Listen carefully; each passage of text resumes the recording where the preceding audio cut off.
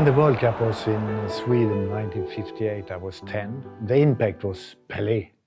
He was 17. And I was interested in football before that, playing, of course. But after that, it became a dream to be a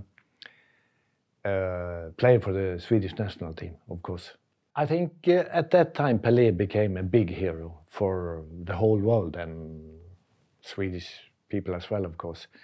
But there were great players in the Swedish national team, like Gunnar Nordahl, Gunnar Gren, Nils Lidholm. So I think most young boys my age, they had a dream to be like them, because they were the first Swedish players who became professional outside Sweden, and they moved to Italy.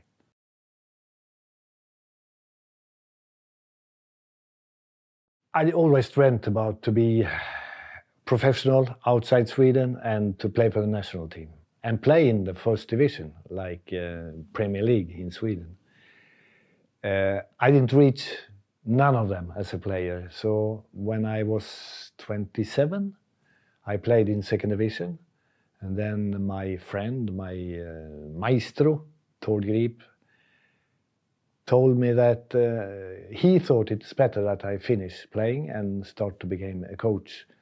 So I started as his assistant manager in a third division team in Sweden. At that time, English football was very important and very popular in Sweden.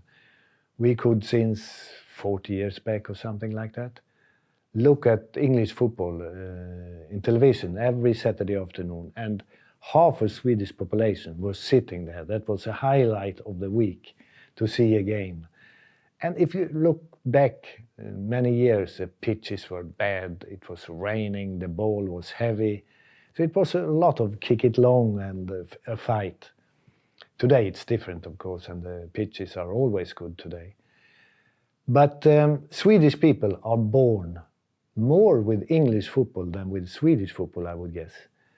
So when I later, as a coach, presented the idea to play 4-4-2, instead of playing with a sweeper and marking, it was easy to introduce it, because most of English football was playing four in the back line and so on. It was new in Sweden, but it was not new in England. It was a young team, and then when I took over in Gothenburg, 79 I think it was, Bob Houghton and Roy Hodgson, they were already in Sweden and did very well with the system 4-4-2. So it was not that difficult, and I had a young, hungry team in Gothenburg.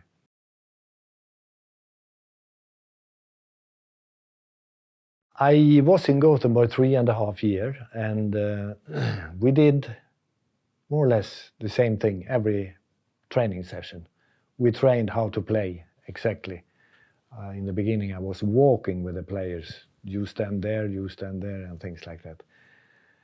So we bought some new players, thought we should be a little bit successful in Europe. We couldn't dream about winning the UEFA Cup as we did 1982. So it was a big surprise, and for many of the players it was a new start in life. Many of them became professional, and the coach, myself, I got the opportunity to leave Sweden and be a full professional coach outside.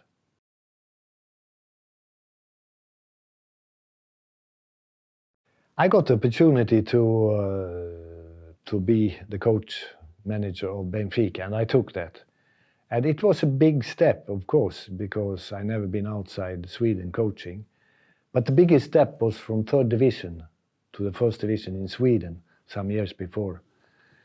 So when I came to Benfica, I thought, I will try to do the same thing here as I did in Gothenburg, and it worked. I was very lucky because Benfica came from bad years, not winning many trophies, and Benfica is such a big club in Portugal and in Europe that they have to win. If you don't win with Benfica, it's a failure. Second is nothing. So the players listened to me and my ideas, which were completely new for them, how to train, how to play, and things like that. And mentality also. When you play away, you go to win. You don't go there to defend and happy with a draw. So they listened to me, and it was good. We had 2 seasons, my first spell in Benfica, and we won the league twice, won the cup. We went to final in UEFA Cup. So it was very, very good. With the results in Benfica, I got offers from other clubs. And at that time, Italian football was probably the best in Europe, maybe the best in the world, the best league. All the best players went there. So when I got that offer just from Italy, I took it. And the reason I got that offer was that Benfica has knocked out Roma from UEFA Cup in quarterfinal year before. So when I got it, I decided that it's time to move, and Roma.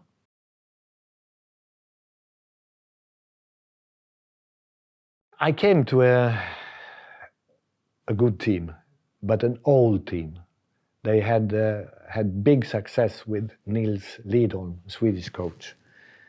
And the year before I came there, they won the league and they played final in Champions League. They lost against Liverpool on penalties at the stadium in Rome, Olympic Stadium. So it was a team full of success, full of great players, the names. They felt like they were kings of Rome. And I came there with some other ideas. I wanted them to run more, and I struggled in the beginning. The whole first year, I struggled a lot. So sometimes I thought, was it the right move to go to Italy or not? But after a while, we got some new, fresh players, young. And my second year was very, very good in Rome. And it changed.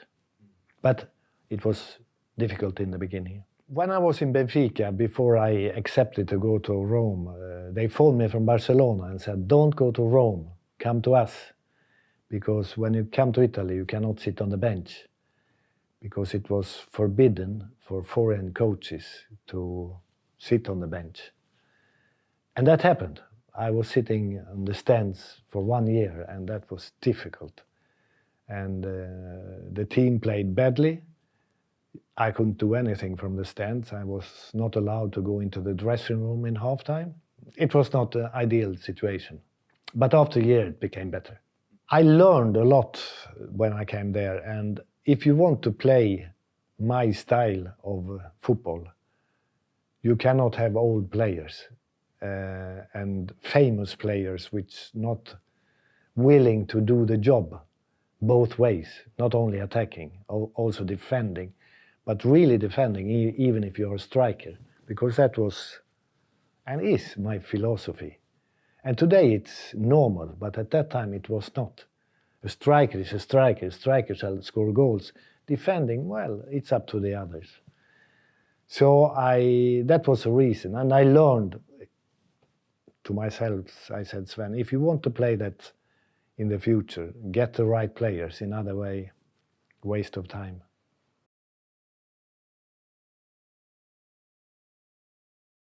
After 5 years in Italy, the last 2 years in Fiorentina, I had only won 1 title. And I came from Gothenburg and Benfica, winning titles every year. So I thought, when Benfica came and asked me if I wanted to come back, I thought, I go back. I will win titles again, for sure, because Benfica is Benfica. So that was the main reason.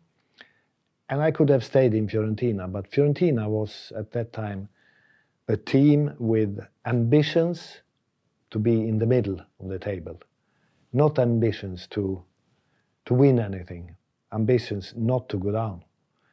And at that time I was not used to that, so I preferred to go back. I came back to Benfica and some things had changed. I was away for 5 years and come back, and there were a lot of new players. But good players, and we won the league, I think, once, and we played the final in Champions League against Milan, probably the best team in Europe, maybe in the world at that time, club team. A lot of famous players, like the three Dutch, Gullit, Van Basten, Rijkaard. They were incredible. 195, 190, quick, good technique, strong, very good football players. And all the rest of Milan. We reached the final and played them in Austria, in Vienna. It was a poor game. Milan was not at their best, and we didn't have the strikers to break down the defenders in Milan. Costa Curta, Baresi, Maldini, and I had a Brazilian one and a Swedish striker, and we were not strong and we were not quick enough to come in behind them. We might have had one chance to score in 90 minutes, but we defended very well against them, and they had only one chance to score, but they scored and won 1-0. It was a pity, but I know that we lost against probably the best team in Europe at that time.